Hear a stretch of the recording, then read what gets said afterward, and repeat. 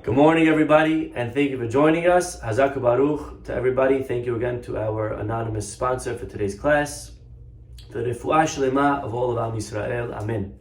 Rabotai, we are studying Perashat Shemot, so please open up chapter 2, Pasuk 11, as we are going to study today 3 or 4 different interpretations on one Pasuk.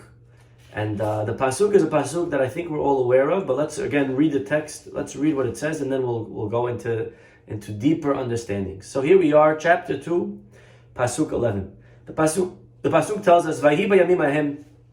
Again, just to remember where we are, just to give us a quick summary. The Jewish people are in Egypt. Yaakov Avinu went down there to meet his son Yosef, who was the viceroy. They're in Egypt, and now Yaakov dies. Yosef dies. All the brothers die. They're there for hundreds of years. Around 130 years later, a baby boy is born. His name eventually becomes Moshe. Moshe is a Jewish boy, but somehow, miraculously, he's raised in the palace of Paro. Doesn't make sense. He's raised in Paro's house because Paro's own daughter saw him floating in the river in a basket, picked him up, and said, "Dad, I just found a baby. I want to raise him." And his father's like, "Sure, no problem." Although I said that all the baby boys should be thrown in the river, and then his daughter comes and says, "Dad, I found the baby boy in the river." Paro's like, "Come on in, bring him right in. Kuchi, so cute," right? It doesn't make any sense. But Moshe is raised in the palace. And here we are, the Jewish people are slaves to the Egyptians. They're slaves. Vayhi bayamim ahem. It happened in those days. So now the Torah fast forwards in one pasuk, 18 years. What happened in those 18 years, don't know. But now, Vayigdal Moshe, now he grew up. He's an adult. How old? 16, 17, 18, we don't know exactly. He's in his teenage years, probably. Vayetze elehav, he goes out to his brothers. He knows he's Jewish, and he knows his brothers are being enslaved. So he goes out to see and observe and see their pain. Vayar besivlotam, he observes their burdens. Vayar ish mitzri, here it is, you ready? And he sees an ish mitzri, makeh ish ivri me'ehav. He sees an Egyptian hitting a ivri, which will just loosely translate today as a Jew, although technically the term Jew has not been coined yet, but we'll call them Jews just for simplicity. He sees an Egyptian hitting a Jew of his brothers, me'ehav. Next pasuk 12, Vayifen ko vacho. He looks this way, he looks that way. Vayar ki enish. He sees there is no man. Vayach et hamitzri. So he strikes down the Egyptian, vayitmenehu bahol, and he buries him in the sand. That is the story. Let's just read a few more. Vayetze bayom hasheni, he goes out on day number 2. Vehine shenei anashim ivrim nitzim. He sees 2 Jews fighting. So yesterday it was an Egyptian and a Jew. Now it's 2 Jews. Vayomer larasha. He says to the wicked one, "Why do you strike your friend? Lamma takere'echa." Vayomer. Well, talk about attitude. Look at the Jew, how he responds to Moses. Vayomer mi samcha leish sar v'shofet alenu. Who made you a boss? Who made you a judge over us? And look at this. Hal horgeni ata omer. Do you intend to kill me? Kasher harakta et hamitzri, just like you killed the Egyptian yesterday? Vayira Moshe, and Moshe was afraid. Vayomar, and he says, Achen noda davar. Indeed, the matter is known. So here it is, 2 stories. Moshe Rabbeinu, on day 1, sees an Egyptian hitting a Jew. He kills the Egyptian. On day number 2, he sees 2 Jews fighting. And he tries to break it up, and then they give him attitude, and they say, "Oh yeah, you're going to kill us like you killed the guy yesterday?" And Moshe realizes that yesterday, obviously, although he vayifen ko vako, even though he looked both ways, and he thought no one was watching, indeed someone was watching. Because you see here, someone found out, someone knew, right? I saw what you did last summer, so someone knew. And therefore, Moshe Rabbeinu has to be very, very careful. He eventually has to run away because of this. Now, there, Rashi, okay? So far, is anything problematic in the text that I read to you? Is there any problems here? Rashi should have a very easy time explaining this story. We had a very easy time. But you open up Rashi, and if you have Rashi with you,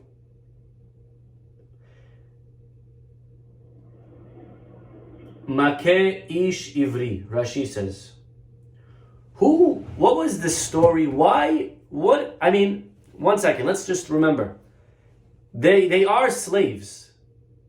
It's normal that an Egyptian should be hitting a Jew. It's probably something that happened every day. Is there something specific going on here with this Egyptian and this Jew? Or was a regular Egyptian, regular Jew hitting each other? Says Rashi, of course, there is history over here. This is not your regular Egyptian Jewish hitting each other scenario. There is history. Ba'ala shel Shelomit bat Divri haya. This Jew was actually the husband of Shelomit bat Divri. Who is Shelomit bat Divri? Shelomit bat Divri is a very famous lady because our rabbis tell us that for 210 years in Egypt, the Jewish people remained loyal to each other. No cases of immorality with Egyptians. That's a big accomplishment. 210 years and not a single Averah committed with a man and a girl from one side to the other. The Jews stayed with the Jews. That's a beautiful praise. One exception. One lady. Who? Shelomit bat Divri. Okay? Shelomit. Here is the story Rashi tells us. You ready? Natan einav ba. The Egyptian liked her. He set his eyes upon her and he wanted to have his way with her. Uba laila. Middle of the night. He'emido ve'hotzio mebeto. Middle of the night. The Jewish man had to, I guess, leave, use the restroom. Vehu hazar v'nichnas labayit. As the Jew leaves, the Egyptian comes in. Uba'al ishto, and he has his way with Shelomit bat Divri. Kisbura shehu ba'ala, and she is completely innocent. She thought it was her husband. It is dark. There's no lights back then, really. Middle of the night, and I guess she had no idea that it wasn't her husband. Afterwards, the husband comes back home, and he senses that something happened here with my wife and the Egyptian. And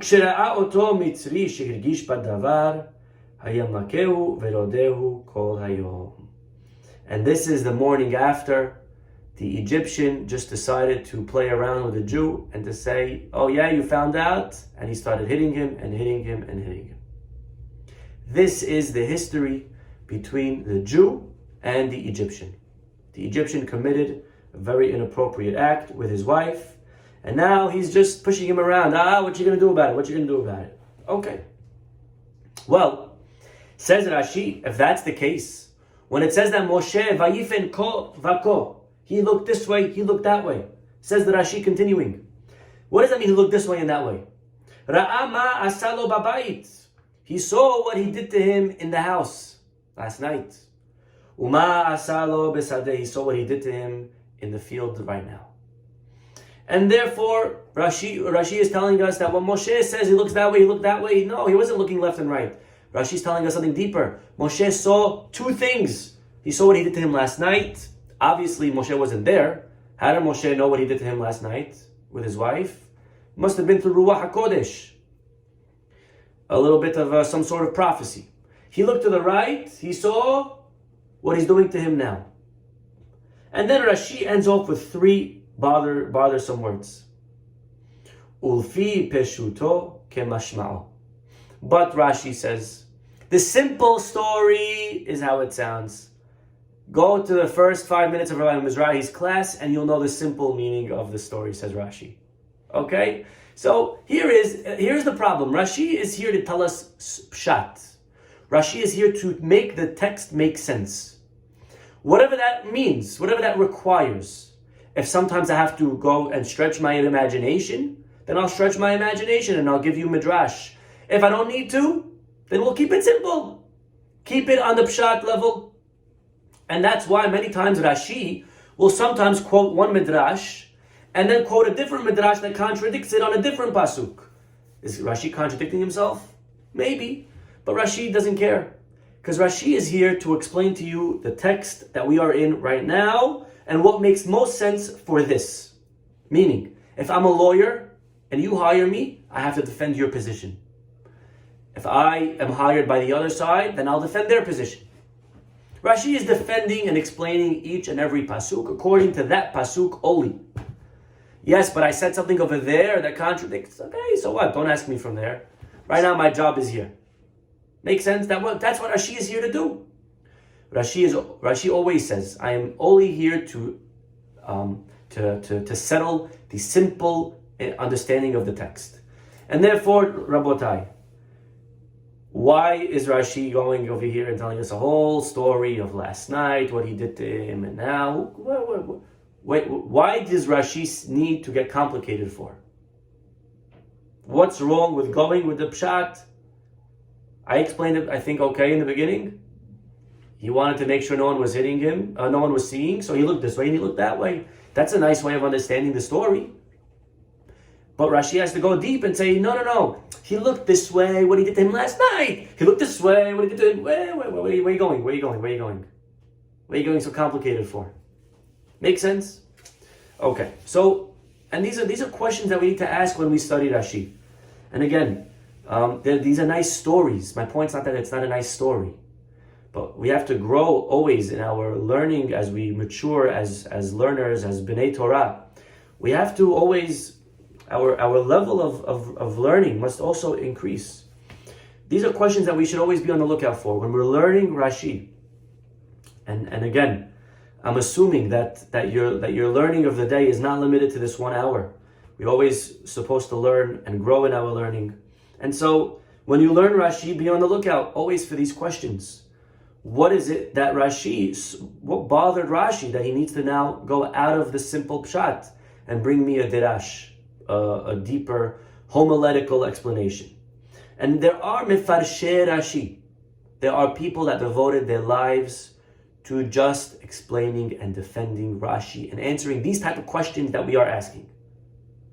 And there are many books today that you could buy in the Jewish stores, What's Bothering Rashi, and all these other books that are explaining Rashi and what Rashi is saying, what he's saying, but there's a whole 20 pages before what led Rashi to write this.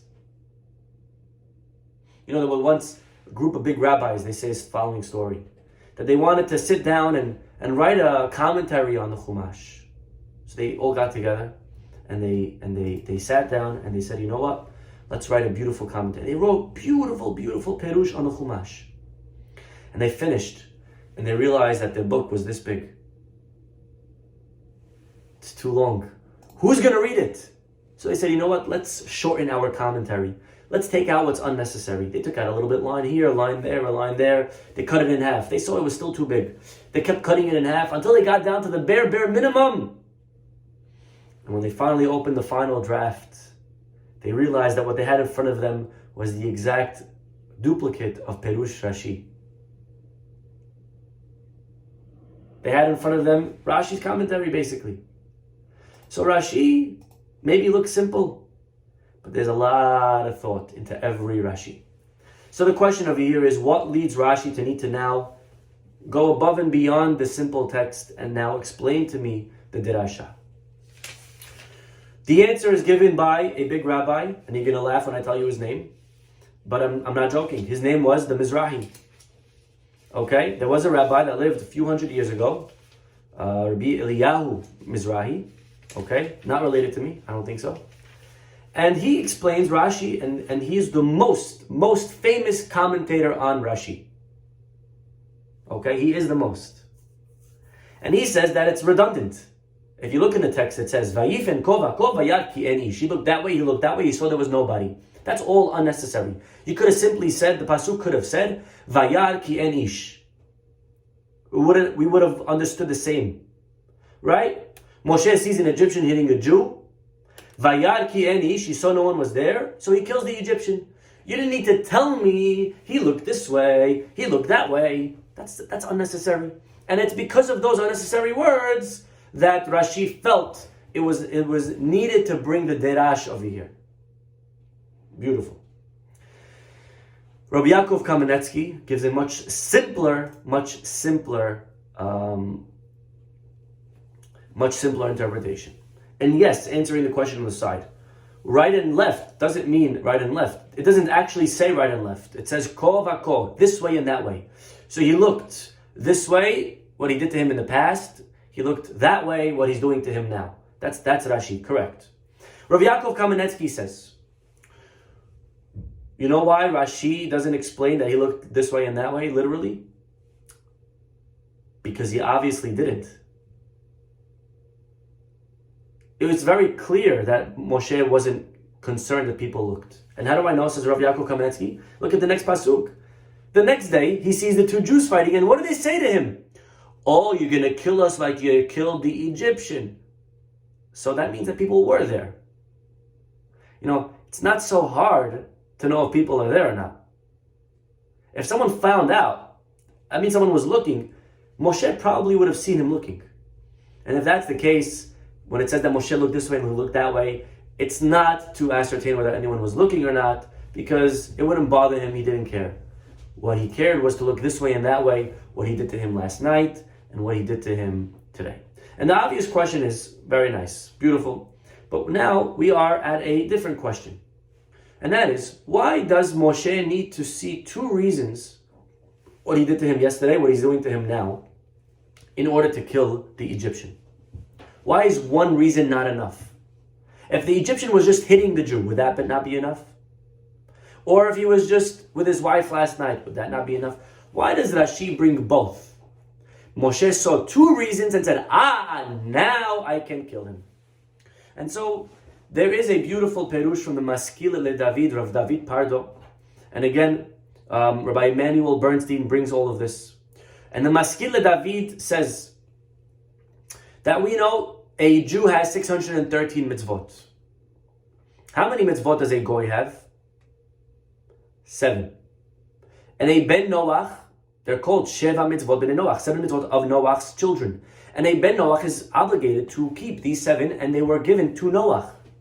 And by the way, the Goyim knew it back from before Moshe Rabbeinu, all the way back to Noach. They all knew it. For example, Avraham Avinu goes down to Egypt. And what does he tell them? She's my sister. Why does he say that? That she's my sister? He lied. Because if I say she's my wife, they're going to kill me so that they can marry her. Wait, 1 second. Why would they kill you so that they can marry her? Maybe they'll just leave you alone and marry her anyways. But the answer is because even the Egyptians back then appreciated that you don't commit adultery. You don't do that. If she's married, you cannot be with her. So we'll solve it by making her unmarried. We'll throw the husband in the river, we'll kill him, and then she's unmarried. But you see that the Goyim kept the laws of Noach. Maybe not all of them, maybe not everyone, but they had the concept. They knew that you don't do certain sins. 7 mitzvot of Noach, right? Adultery, idolatry, and murder, right? And theft, there's 7 of them, right? You can't eat a limb of an animal, and you have to have a court system, and blessing God. Okay. Says the Maskil le David, a ben Noach, one of the 7 is adultery. So technically, when the Egyptian goes with the married lady last night in the house, he's committing adultery. He deserves to be killed. But the problem is that he deserves to be killed, but there has to be a judicial system. There has to be a court case. There has to be a process. You need a beit din. If a man commits a crime, I can just take out a gun and kill him. We got to go to court. We need to testify on it. We need a whole thing. Of course, he's deserving to get killed. But you, Moshe, cannot do that. As an individual, you don't have the right to kill someone because you saw him do an Averah. You have to take it to the court. And the courts will do it. And therefore, Rashi says it's not enough what he did to him last night. You cannot take matters into your own hands. And therefore, we need to go to what he's doing to him now. What is he doing to him now? Now, he is beating up the Jew, but not just hitting regular. He is beating him up to a level that he's going to kill him. Because again, remember what they did last night to each other. So now the Egyptian's ready to kill the Jew. And that, there is a word for that in Hebrew. What do you call someone that's killing someone else or pursuing someone else? That's called a rodef, a pursuer. The halakha allows me, an individual, to kill the pursuer. I don't need to go to court. There's no time to go to court. By the time I go to court, the guy's going to be dead. So for example, if you see right now one guy running with a gun trying to shoot someone else, the halakha is, not only you can, but you must kill the first guy. Okay? This is called a rodef. And it's a halakha. Right? I mean, just let's plug it, let's give a case. A terrorist, God forbid, is coming to kill someone. You could kill the terrorist. You don't need to go to court. Okay, this makes sense. But now the question is, so then the second should be enough. The second crime should suffice. The fact that the Egyptians hitting the Jews alone should be enough for Moshe to warrant the killing of the Egyptian. Why does Moshe, again, need two reasons? The first alone, I get it, is not enough. But the second alone should be enough. If you see the Egyptian going to kill the Jew, over there you're already alone, you have the green light to kill the Egyptian. You don't need another reason to kill him. But says Rav David Pardo, he says, yes, but there is another halakha. And are you ready for the halakha? The halakha says that if you could, if yachol nitan lehatzilo be'ehad me'evarav, that means, let's give the case some clothing. You see Reuven going to kill Shimon. Are we allowed to save Shimon's life by killing Reuven? Yes. But the halakha says, if you could save Shimon's life by injuring Reuven, then you have to injure him first. Meaning you only kill Reuven as a last resort. But let's say you are a sharpshooter. You're an amazing FBI agent, and you're able, instead of killing Reuven, you could just shoot his arm. And he'll leave, and then he can't run after Shimon anymore. So you must shoot his arm. Before you kill, and this is, by the way, in American law as well. This is not only limited to halakha. Halakha wrote it many years before the Constitution or even thought about it. But this is in I believe maybe every law system, that you're only allowed to kill the pursuer if you cannot stop him in a different way. Okay? And if you can, you must stop him in a different way. So Moshe, how does he kill the Egyptian? Anyone know how he kills the Egyptian? He didn't use any physical act. According to the rabbis, again, Vayach et HaMitzri, it says, he hits the Egyptian b'shem HaMeforash. He uses a holy name of God.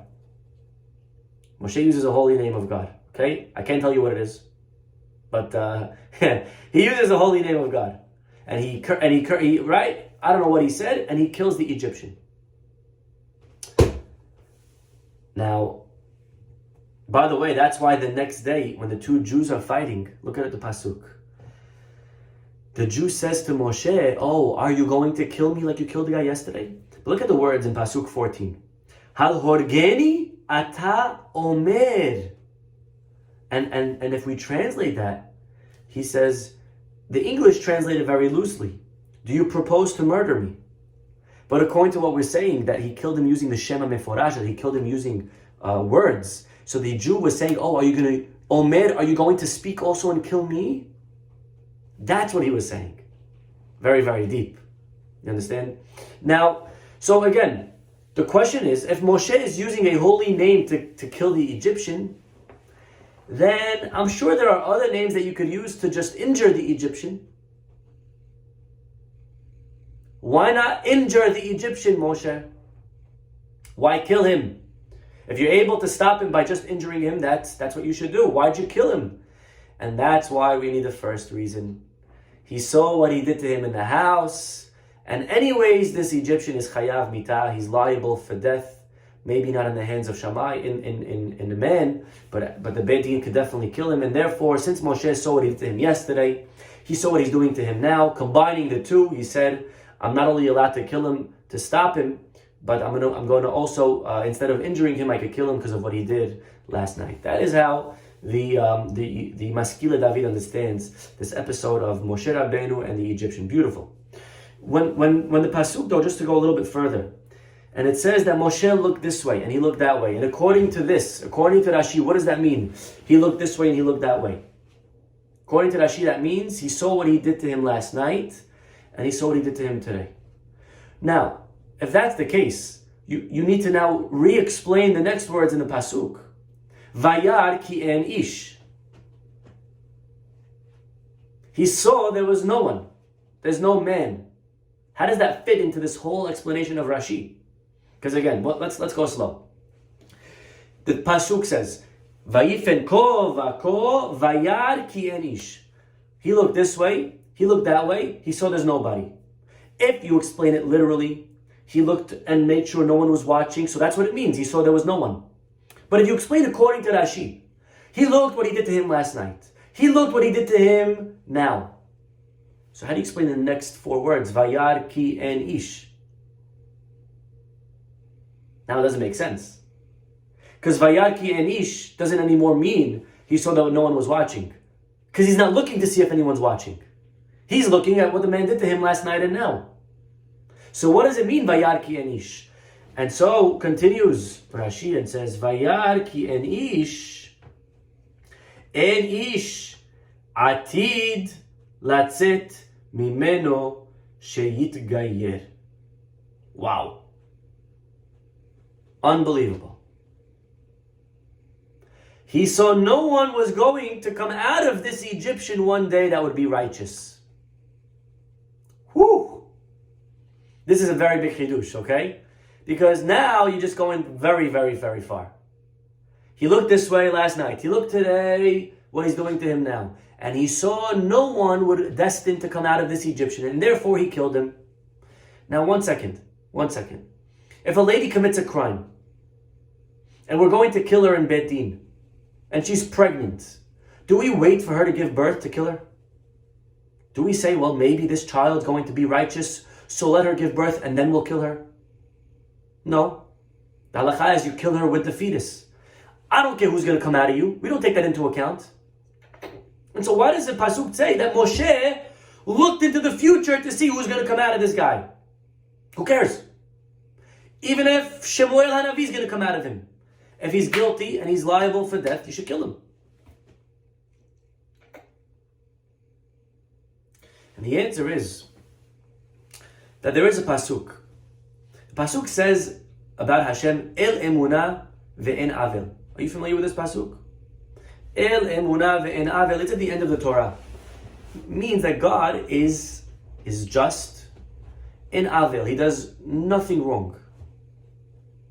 Now, that there's no right in avel, to say that about God is not so praiseworthy. I mean, that's a praise that I could give a big rabbi also.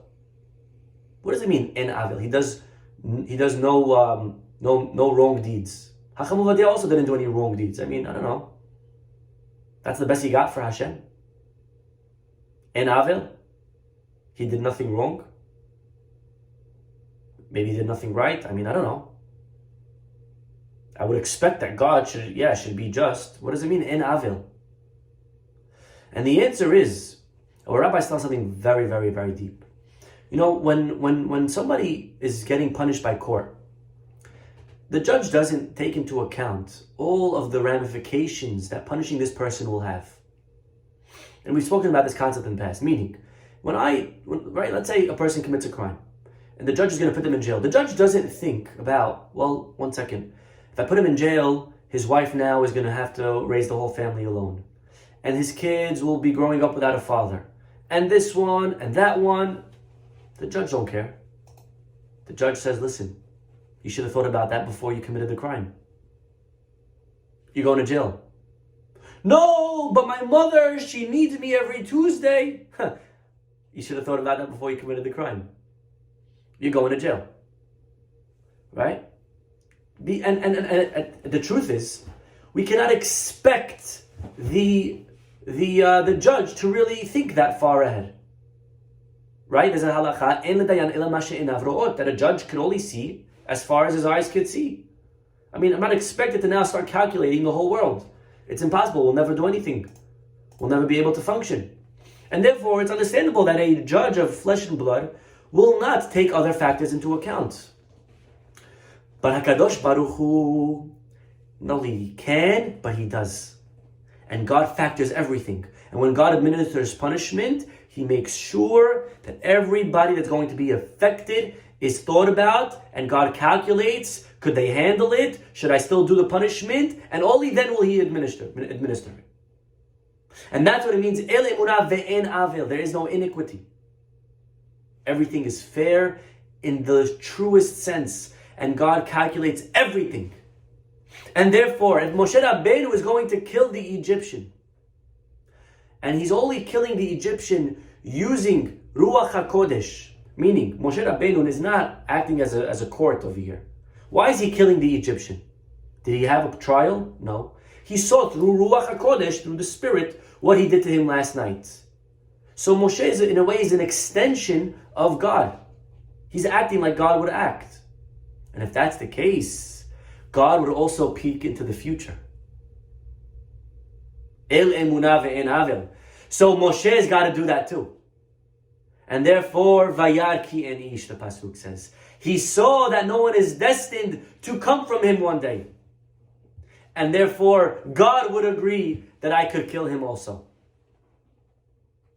Beautiful way of understanding, again, all of the different pesukim over here with Rashi's lens. So again, Moshe is operating here through Ruach HaKodesh, meaning he saw what he did the night before, he saw what he's doing to him now, and if so, and Moshe is using Ruach HaKodesh, he must act according to Shamayim and how they would act in this case, and therefore, Vayar ki en ish, he saw that there is no one destined to come out of this man. This is how Rashi explains this whole understanding. Beautiful. There is another interpretation, so put all of this in our notes, and now let's make a line. New idea. The Midrash says, Vayifen ko vako. Yes, good question. This is before Moshe met Hashem. This is true. This is before he met Hashem, but we're assuming that Moshe was still already at this point in his life spiritual, in touch with Hashem, maybe not on a prophetic level that he could speak to God, but on a Ruach HaKodesh level that he was able to at least understand certain ideas. That's a very good observation, correct. Okay, the Midrash says, Vayifin cho vacho means, not like the Pshat, that he looked this way and looked that way, and not like Rashi, that he saw what he did to him the night before, and he saw what he did to him now. But says the Midrash, you know what it means? En ish, he saw, not to see, look that way and that way to see if anyone was watching, but the opposite. There were many people there. Again, they're not in the middle of a forest. They're in the middle of Egypt. There's tons of people watching. But Vayifen ko vako, says the Midrash, he looked around to see, is anyone going to do something about this? Is anyone going to step up? Is anyone going to take action? There's an injustice here, guys. And everyone just look down, don't look him in the eye, right? No one's doing anything. Everyone's just working. Everyone's just ignoring the scene. Moshe's like, what's going on over here? Vayar, says the Midrash, Vayar ki en ish mekaneh la kadosh baruch hu. There was no one that was taking action on Hashem's behalf. There was no one stepping up. You know, someone's on the floor dying. They're having a heart attack. Unfortunately, today, many people would just stand there taking a video. Is anyone going to call Hatzalah? Is anyone going to do something about this? There's an injustice in the street. Someone's getting beaten up. So unfortunately, today, mind my own business. Leave me alone. I don't want to get involved. I don't want to bring upon myself people to hurt me. And Moshe he's beyond himself. I don't understand. Where's everybody? Why is no one doing anything about this? And that's what it means, Vayar ki en ish. There was no one, and our rabbi tells in Pirkei Avot, במקום שאין איש, השתדל להיות איש. If you're in a situation in life and no one's stepping up, you step up. Says Moshe Rabbeinu, Vayar ki en ish, there was no one ish, there was no stepping up. And so Moshe realizes he's got to do something about it. Vayachet HaMitzri, and therefore he takes matters into his own hands. And according to this, the Midrash says, you ready? Go back to Pasuk 11. Vayar ish Mitzri, makeh ish Ivri, me'ehav. What does me'ehav mean over here? He sees an Egyptian hitting a Jew from his brothers. Usually we translate that to mean a Jew who is Moshe's brother. The truth is that's not necessary. We already know that the Jew is Moshe's brother. We already know that they're Jews and they're brothers. So what it means here is Makeh ish ivri me'ehav means amongst other Jews. There were Jews there. There were people watching. And according to this, Moshe's fear was not, is anyone going to see me? It was very clear that people are going to see him. There were people all over. Moshe's fear was more of, why is anyone not stepping up? That is how the Midrash explains a beautiful, beautiful way of understanding the Pasuk. Again, we have already Pshat, we have Rashi, we have the Midrash.